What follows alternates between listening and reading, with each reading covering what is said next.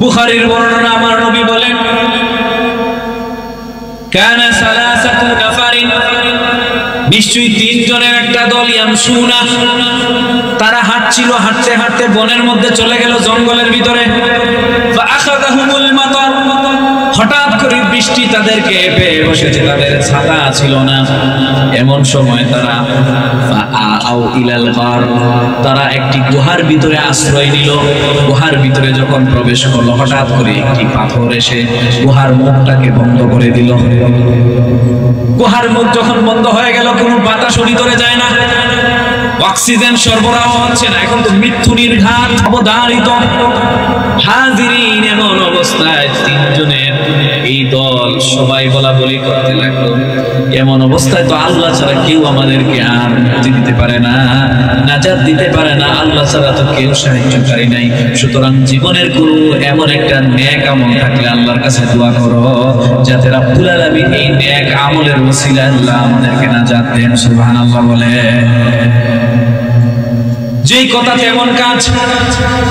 তিনজনের একজন সর্বপ্রথম দোয়া করলো, ওই যুবক আল্লাহ তাআলার কাছে দোয়া করলো, আল্লাহ গো, আমার বৃদ্ধ মা বাবা ছিল আর আমার ছোট ছোট সন্তান ছিল, আমার বিবি, আমার সন্তান, আমার মা বাবাদেরকে নিয়ে আমি সংসার চালাইতাম।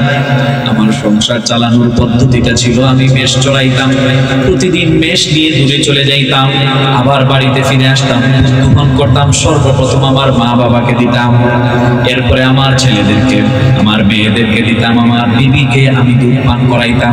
এভাবে আমাদের দিন চলছিল। এমন একদিন আমি দূরে বেশ নিয়ে চলে গেলাম, ফিরতে একটু লেট হলো। সন্ধ্যাবেলা বাড়িতে এসে দেখি আমার মা বাবা ঘুমিয়ে গেছে।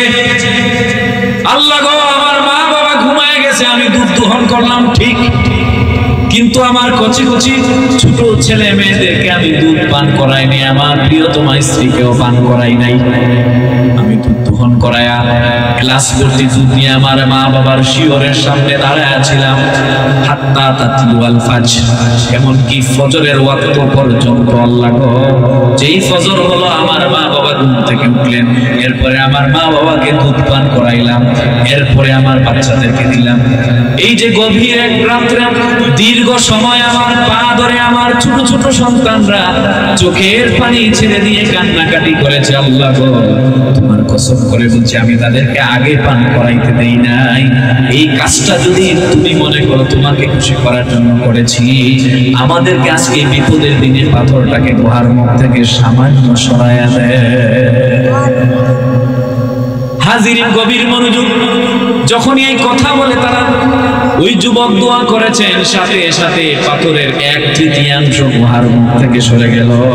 এখন অক্সিজেন আসা যাওয়া করে, আলো দেখা যায়। তাহলে মা বাবার গুরুত্ব আছে না নাই? এই যে মা বাবার খেদমত, মা বাবার খেদমত, সামান্য 1 গ্লাস দুধ মাত্র, কিন্তু নিজের সন্তানকে আগে খাওয়ায় নাই, মা বাবাকে প্রাধান্য দিস।